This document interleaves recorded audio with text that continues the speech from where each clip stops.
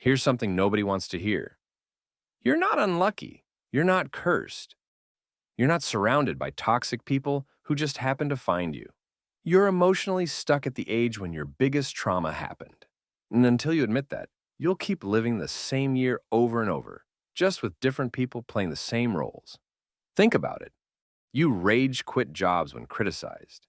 You give the silent treatment instead of communicating. You're still having the same fight you had with your parents, except now it's with your boss, your partner, or that barista who made your coffee wrong. The call is coming from inside the house. Here's the test. When something goes wrong, what's your first thought? If it's about what someone else did to you, congratulations. You've identified your emotional age. We've got grown adults throwing tantrums that would make toddlers say, "Bit much, don't you think?" The patterns are so obvious once you see them. That explosion over a minor inconvenience, that's not about the spilled coffee. It's about feeling unseen, unheard, unvalued. The same feeling from when you were 7. But here's the beautiful truth hiding under all that discomfort. Growing up isn't about getting older. It's about getting honest. Your stuck patterns are just unhealed wounds in a 3-piece suit. They're not your fault, but they are your responsibility. And that distinction, that's where your power lives. Chapter 1. The Peter Pan Trap. Welcome to Neverland. Population? Most of us. We're the generation that can explain cryptocurrency, but can't explain why we're crying. We've mastered adulting's performance, paying bills, showing up to work, maybe even meal prepping. But emotionally, we're still waiting for someone to save us from ourselves. The Peter Pan syndrome isn't just about avoiding responsibility. It's about avoiding reality. You know those people who are 40 but still blame their parents for everything. That's not healing, that's hotel management. They're living rent-free in the past. Watch how we run from emotional growth. We'll change jobs, cities, relationships, anything to avoid changing ourselves. Geographic cures for internal illnesses. Moving to Bali won't fix your boundary issues. That new relationship won't heal your attachment wounds. Here's what nobody tells you about refusing to grow up. It's exhausting. Maintaining emotional immaturity takes more energy than growth. Think about it. Avoiding one difficult conversation leads to 17 anxiety spirals, 43 overthinking sessions, and approximately 1 billion stress dreams where you're naked at work. But sure, keep pretending avoidance is easier. The trap works like this. Discomfort appears, you retreat to familiar patterns, temporary relief follows. Then bigger problems emerge. Rinse and repeat until you're 50 and still having the same issues. Growing up means breaking the cycle, even when breaking it breaks you first. Chapter 2. Emotional Archaeology. Time to dig up some bones. Your current reactions are just old wounds wearing new clothes. That explosion when someone questions you, that's your 8-year-old self who got shut down at dinner. The people-pleasing that's destroying your boundaries, meet your 12-year-old who learned love was conditional.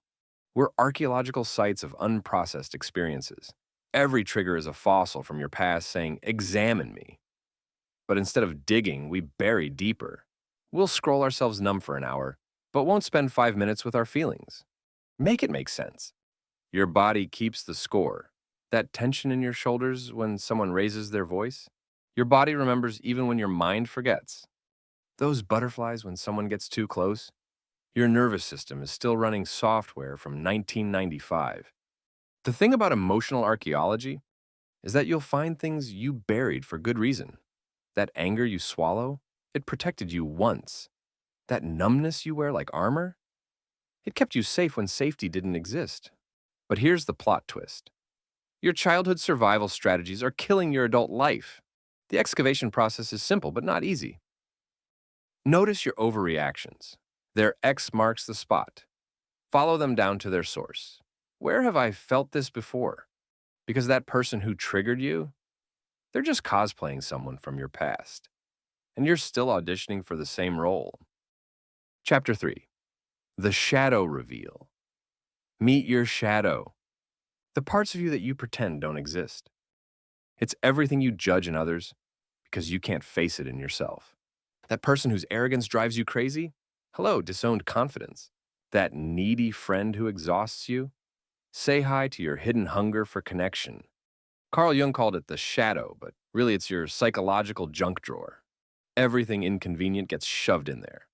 Your selfishness, your rage, your desperate need for validation, all filed under definitely not me.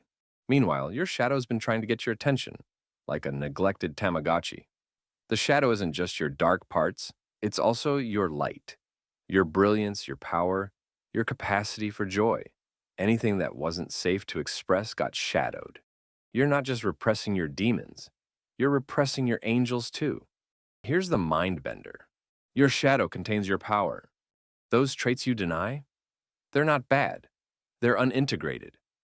Your selfishness might be healthy boundaries trying to exist. Your anger could be passion with nowhere to go. You're not broken. You're just incomplete. The shadow integration process starts with this question. What triggers me most in others? Make a list. Those are your disowned parts having a reunion tour. The universe uses other people as mirrors.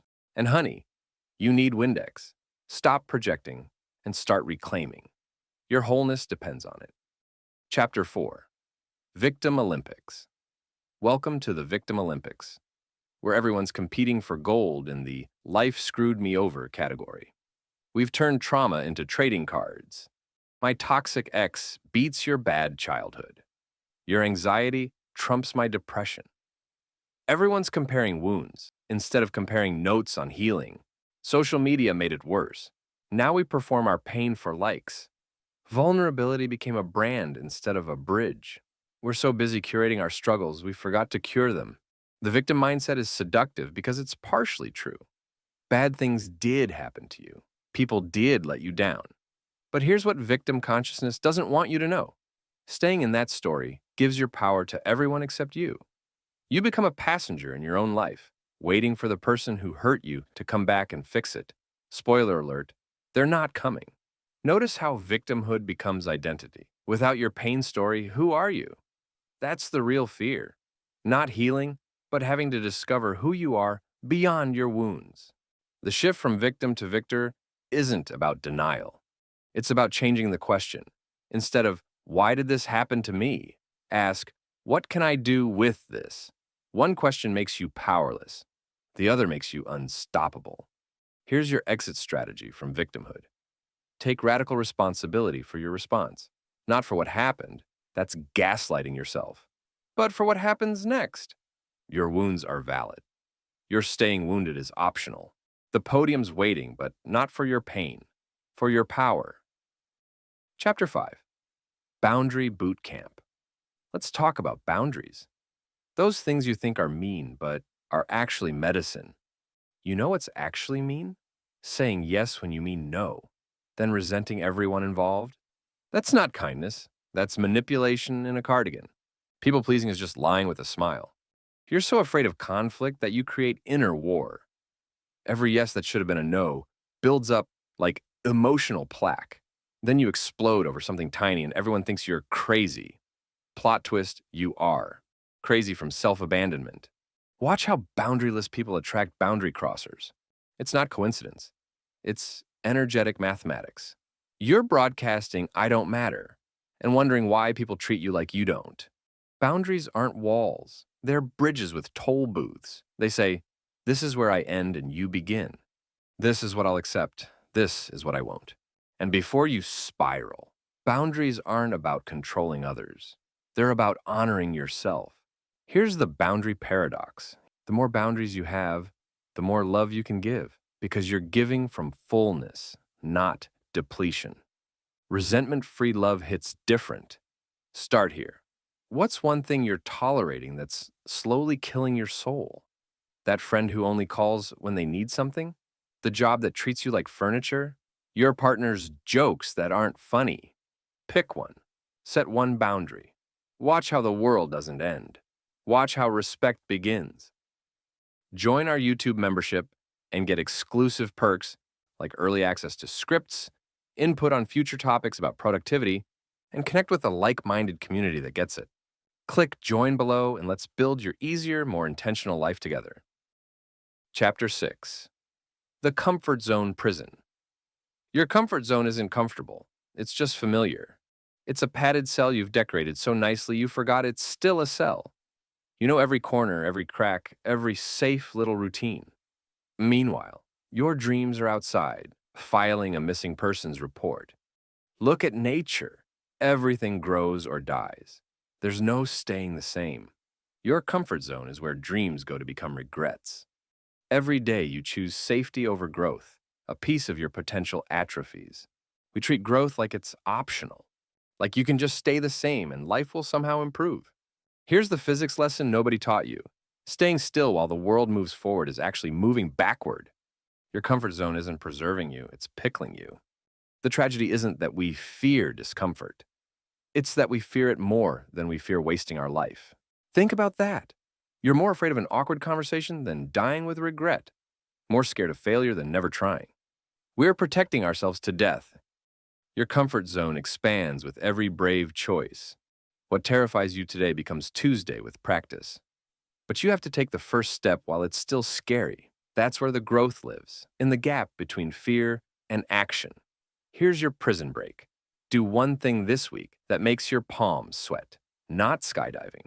Start smaller. That conversation you've been avoiding. That class you keep planning to take. That truth you keep swallowing. Growth lives in the gap between comfortable and panic. Find that gap. Live there. Chapter 7.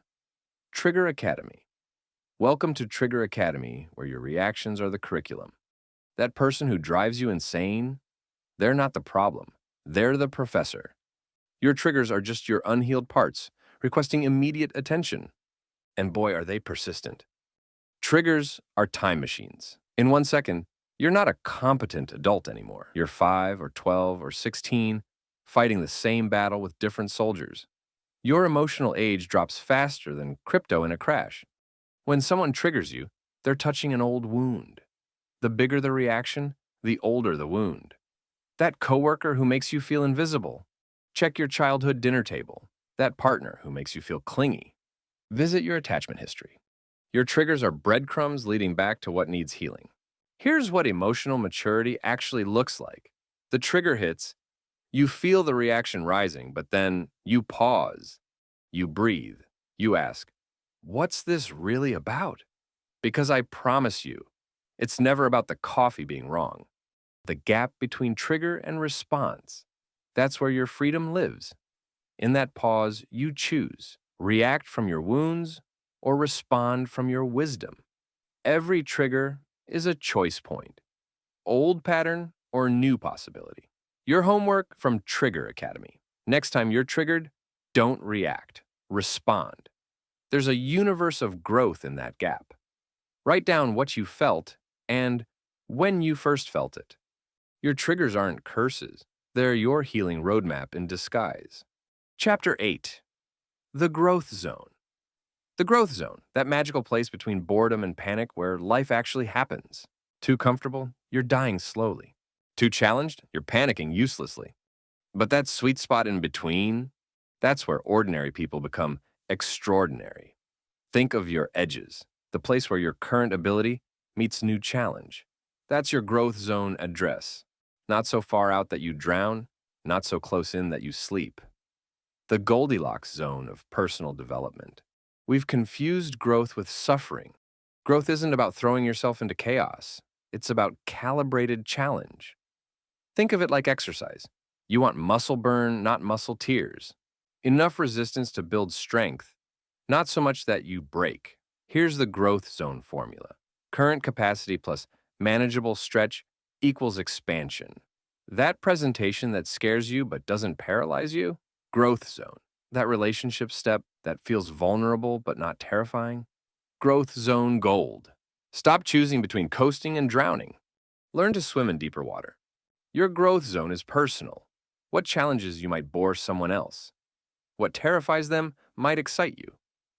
Stop comparing your Chapter 3 to someone's Chapter 30. Your growth zone challenge. List 3 things you want but haven't pursued because they're too hard. Now break the easiest one into baby steps. Find the version that makes you nervous but not nauseous. That's your next move. Because here's the secret. The growth zone follows you up. What challenges you today will comfort you tomorrow. Chapter 9. Integration Station. Welcome to Integration Station, where all your insights become instinct. You've excavated childhood patterns, met your shadow, set boundaries, and found your growth zone. Now comes the real work, making it stick. Information without integration is just entertainment. You can consume all the self-help content in the world, but until it changes your behavior, you're just a very well-read prisoner. Integration isn't a one-time event. It's a daily practice of choosing growth over comfort. Every morning, you wake up with two options: fall back into old patterns or forge new ones. Your brain wants the familiar. Your growth demands the unfamiliar. Guess which one wins without conscious effort? Here's the integration formula most people miss. Awareness plus action plus repetition equals transformation. You can journal about your shadows forever, but until you act differently, you're just an enlightened prisoner. Knowledge without application is just sophisticated suffering. Integration requires community. You can't see your blind spots alone. Find people who call you on your patterns with love. Growth accelerates in conscious connection. Your integration practice starts now. Choose one pattern you want to break. Create one new response. Practice it daily for 30 days. Not when you feel like it, especially when you don't. Because maturity isn't a feeling. It's a discipline that becomes a default. Chapter 10. The Maturity Manifesto. This is your Maturity Manifesto, your declaration of emotional independence. You're done letting childhood wounds run your adult life. Done choosing comfort over growth. Done being a passenger in your own story. Maturity means holding paradox. You can honor your wounds and refuse to be defined by them. Feel your feelings and not be controlled by them. Set boundaries and stay open-hearted. The mature mind doesn't need things to be simple. Emotional maturity isn't about being perfect. It's about being responsible for your imperfection. You'll still get triggered, still fall into old patterns. The difference? Now you'll catch yourself. Now you'll choose differently. Here's what nobody tells you about growing up. It's not a destination. It's a direction. Every day you choose victim or victor, comfort or growth, reaction or response. The choices compound. Small decisions create quantum leaps. Your future self is watching. Every choice you make today is either a gift or a burden to who you're becoming. What legacy are you leaving for tomorrow's you? Your manifesto mission. Write down who you're becoming.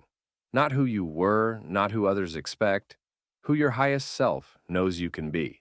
Read it daily. Live it imperfectly. Because here's the final truth. You're not stuck because life is hard. You're stuck because you refuse to grow up. But that changes today. And hey, if you like this video, don't forget to subscribe and hit that like button. Also, let me know your thoughts on what I just shared. Oh, and there's more. I've just started a Patreon to help support these videos and connect with you more directly. Check out the link in the description if you'd like to join.